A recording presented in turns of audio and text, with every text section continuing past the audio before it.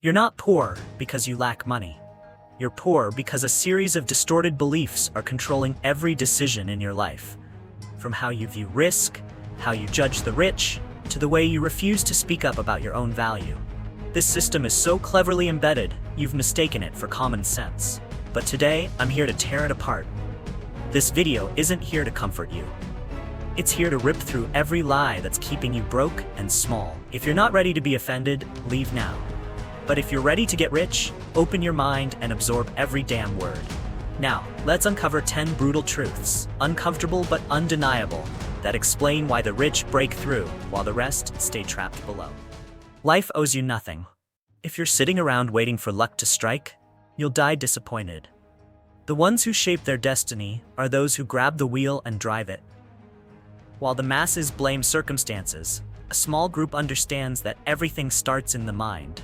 Without ownership of thought, there's no transformation. If all you do is complain and blame, you've signed a contract with poverty.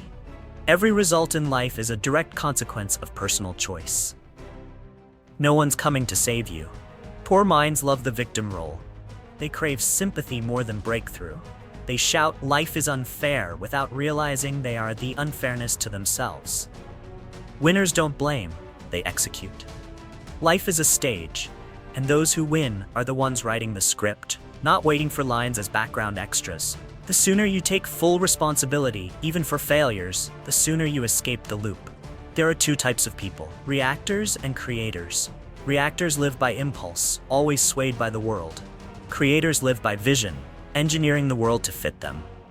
If you don't direct your life, someone else will, and you'll become a tool in their dream. Real power isn't in money, it's in mastering your mind. You can't build wealth with a victim's mentality. Want to change the world? Start by dominating your own thoughts. Most poor people live with a defensive mindset. They guard their tiny savings like it's all they'll ever have. Meanwhile, the rich walk into the money game with a predator's hunger to dominate. They're not playing to survive, they're playing to conquer. Playing not to lose is the perfect recipe for losing. You can't get rich if your entire goal is not to lose more. To win, you must be willing to go to war with your fear. Winners play offense. They don't wait for opportunity, they manufacture it. They don't invest for safety, they invest for explosion. While the crowd trembles before risk, the rich embrace it like an asset. They know no victory ever came without blood and sweat. You can't score big sitting on your couch dreaming of a mansion. Playing to win means you're ready to lose it all in order to gain even more. If "let's just not lose" is your mindset, you've already lost. Success demands you go all in with your brain, heart, and actions. No one built empires thinking cautiously. Cautious thinking is a straitjacket around prosperity. Winners don't ask "what if it fails?" They ask "what if it works beyond belief?" If you're not playing big, don't expect big rewards. The financial battlefield isn't for the faint of heart. You must be willing to bet on yourself, because no one else will until you do. Wanting to be rich means nothing without action.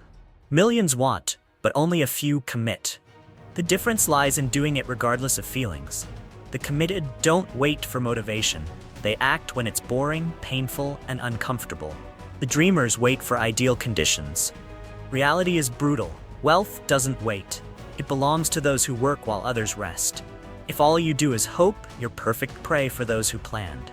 The market doesn't pay dreamers. It rewards executioners who show up even when no one claps. Committed minds ask, "what can I give that's worth 10 times the return?" Dreamers ask, "how can I get money fast?" One builds an empire, the other buys lottery tickets. Commitment is what separates long-game architects from impulsive sprinters. The market doesn't pay for emotional bursts, it pays for consistent value. If you're not committed to the end, you don't deserve the top. Your bank account reflects your level of seriousness, not your level of desire. If you're still negotiating with discipline, you're not in the game. You're a tourist visiting wealth, not building it. Commitment means action without negotiation. It's discipline without excuses. The wealthy don't let emotions dictate momentum. They make a plan, stick to it, and shut down feelings that get in the way. While the crowd seeks reasons, they seek results. While most chase sleep, they chase outcomes. Success isn't for those who need comfort, it's for those who've decided not to tolerate mediocrity another second. You don't reach the top by working when it feels good. You get there by grinding when no one's watching, and quitting is seductive. Thinking big is an act of rebellion in a world obsessed with playing it safe. Ordinary people are taught to be realistic, know their place. But that's exactly why they never have anything worth protecting. Small thinking is the spiritual disease of fear. It murders your potential before it can breathe. The rich don't operate inside borders. They rip up the old map and redraw it. Thinking big is revolutionary. Thinking small is financial suicide in slow motion. If your goals don't scare others, they're not big enough to change your life. Big thinkers set goals that make the world nervous. They don't say, "I want a better life." They say, "I'm here to disrupt the game." Small thinkers? They just hope the bills get paid on time. Playing small won't protect you from risk. It'll trap you in perpetual risk of staying poor. Thinking big is rare fuel. It burns mediocrity and launches you to altitudes where only the bold survive. No one writes history with small dreams. The stage of wealth is only reserved for those who dare to challenge the rules entirely. Big thinking is the mindset of builders, rule breakers, and system makers. They don't ask, "How can I get by?" They ask, "How do I take over?" Small minds compare themselves to neighbors. Big minds study entire markets and prepare to dominate them. Life doesn't reward humility in the wrong place. It rewards the delusional few who believe they deserve it all and act like it.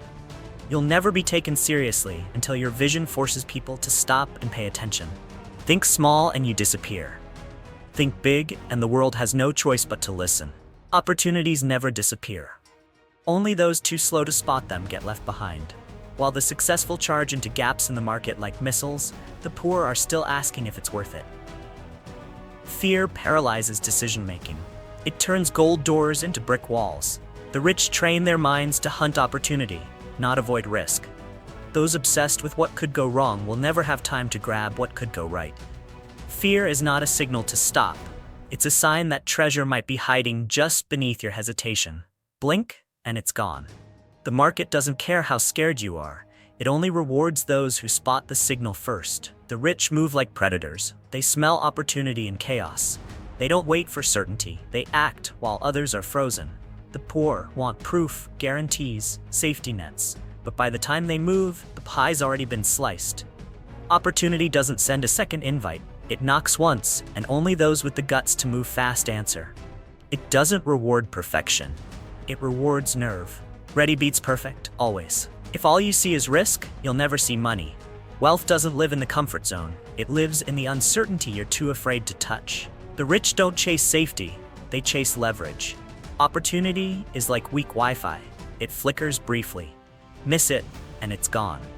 The poor live by, "Let's wait and see." The rich live by, "Let's move before anyone else does." The difference isn't information, it's execution speed. The first to act writes the rules. The rest read about it in the news. Poor people aren't just broke financially, they're bankrupt spiritually. They see someone succeed and instantly look for a reason to hate. Must be luck. Probably cheated. These statements don't make the rich less rich, but they keep the speaker deeply broke. The rich don't resent, they reverse engineer. They see success as a roadmap, not a threat. If someone else's success bothers you, you've already declared yourself unworthy of that level. You can't spit on the ladder and expect to climb it. If success offends you, you've chosen to live beneath it forever. Envy is mental poison. It kills potential before it starts.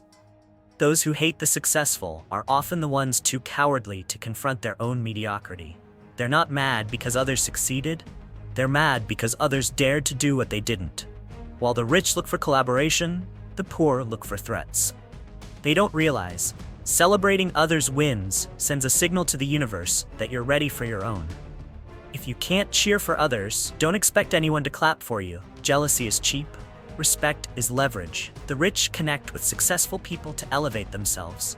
The poor gossip to drag others down. One builds wealth networks, the other builds pity parties. Envy doesn't create income, it breeds mental mold that rots every goal you ever had. If your first reaction to success is criticism, you've already locked yourself out of that room. To rise, you must learn to respect those who climbed before you. Hate won't get you rich, but humility might. The rich don't waste time judging winners. They become them. Only poor minds think selling is manipulation. They're terrified of being judged, rejected, or labeled too much. While they tremble at opinions, the rich are already on stage, selling and collecting checks. Here's the brutal truth. If you don't sell, you don't exist. The market doesn't pay for value locked in a drawer. It pays for visible, experienced, and monetized value. Want to be rich? You have to step up, speak loud, and face the heat. The spotlight doesn't burn. Staying invisible does. Obscurity is poverty's best friend. The poor want people to recognize their value on their own. Sorry, that's a fairy tale. The market doesn't have time to figure you out. You must punch into the eyes, ears, and wallets of the world. The rich aren't ashamed to say, "I'm good. I deserve top dollar." The poor call that arrogance. But it's not arrogance, it's confidence backed by evidence, forged in the battlefield of results. If you're too afraid to talk about yourself, don't be surprised when no one talks about you either. Silence doesn't pay. Visibility does. Promotion isn't bragging, it's a moral responsibility to those who need your solution. If you can help someone and don't say it, you're robbing them. The rich know, selling is serving. Marketing is amplifying answers. Wealth doesn't come from creating value alone. It comes from making sure the world sees it before your competitors do. The poor stay silent out of fear. The rich speak to get paid. Everyone has a mouth. Only a few know when and how to use it, like a weapon of influence. The difference between the rich and the poor isn't fear. It's what they do with it. The poor let fear dictate their moves. The rich use fear as fuel. Most people wait to feel ready. But confidence never comes before action. It shows up after you've bled through discomfort. Those who wait until they're no longer scared will spend life in the audience. The rich know, courage isn't the absence of fear, it's action in spite of it. Your fear isn't the problem, your paralysis is. If you won't act while scared, you'll never act. Perfect timing is a seductive lie. The poor wait for clarity, but clarity is the byproduct of messy motion. The rich embrace fear as a GPS toward growth. It means you're stepping outside comfort, the only zone where money lives. Waiting kills dreams more brutally than failure ever could. If you're scared, you're on the right track. Just move. The fortune isn't in safety. It's hiding in the chaos you keep avoiding. Those who act despite fear rewrite destiny. Those who overanalyze risk end up watching life from the sidelines. It's not about capability, it's about your relationship with uncertainty. The rich act, then adjust. The poor research, then retreat. Success was never for the emotionally fragile. It's the reward for those who sign the deal with shaky hands and step forward anyway. Growth demands discomfort. If you're waiting to feel brave, you'll die average. The battlefield belongs to those who are scared and still move their feet. As long as you're selling your time, you're living in a cage. The market doesn't pay for hours, it pays for outcomes. Poor people think the more hours I work, the more I earn. That's wage slavery rebranded. The rich don't count hours, they count impact. If what you produce changes lives or moves numbers, you name your price. Working long hours without results makes you a breathing time clock, not a wealth builder. Time is irrelevant, results are everything. Money doesn't care how tired you are, it cares what you deliver. Want to be rich? Stop thinking like an employee. Start thinking like a creator. The wealthy design income streams based on output, not hours logged. They charge per result, per deal, per transformation. The poor chain themselves to hourly wages. I earn $10 an hour. That's a price tag on their identity. Meanwhile, the rich demand pay based on reach, influence, and disruption. Time isn't money, value is money. The faster you detach income from hours, the sooner you'll be free. Working hard isn't the answer, working right is. If you can create major impact in 10 minutes, you deserve more than someone working 10 hours. But the poor feel guilty making money too fast, because they were programmed to believe money must equal exhaustion. That belief is a silent curse. The rich break the hourly model and build systems that produce disproportionate returns.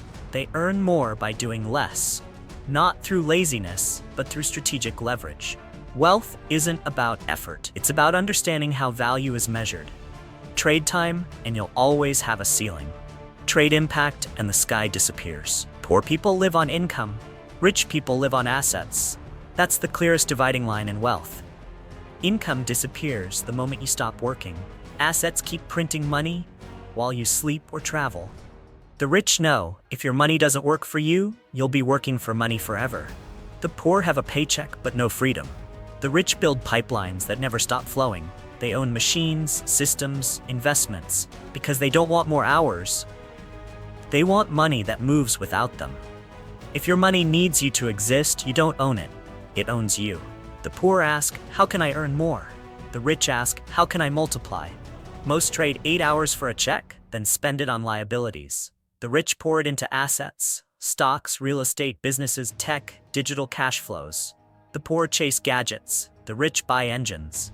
It's not about being smarter, it's about playing a longer game. The rich don't just earn, they build machines that keep earning. And when others rest, those machines don't sleep. Stop buying things that make you look rich. Start building assets that make you truly rich. You have two options. Build assets that buy back your time, or sell your time to make others rich. The rich construct a kingdom where money works 24/7. The poor lift every brick by hand, then ask why they're exhausted. Freedom doesn't come from hard work, it comes from strategic design. If you don't learn to make money move without you, you'll spend your life moving for it. The rich don't hustle harder, they hustle smarter, earlier, and with finality. If you want out of the grind, stop surviving. Start architecting wealth. You've just walked through 10 brutal truths, not to entertain you, but to rip apart the mental software that's been keeping you poor. Every sentence was designed to offend your comfort zone and drag your excuses into the light. Now you face a choice. Keep living the same way, blaming and paycheck counting, or rise, take control, and rewrite your story with a millionaire's operating system. No one's coming. No one owes you anything. But if you act, if you rebuild from the inside out, then the world will owe you something powerful in return. Results, respect, and absolute freedom. Playtime is over. Now you choose, repeat or rise.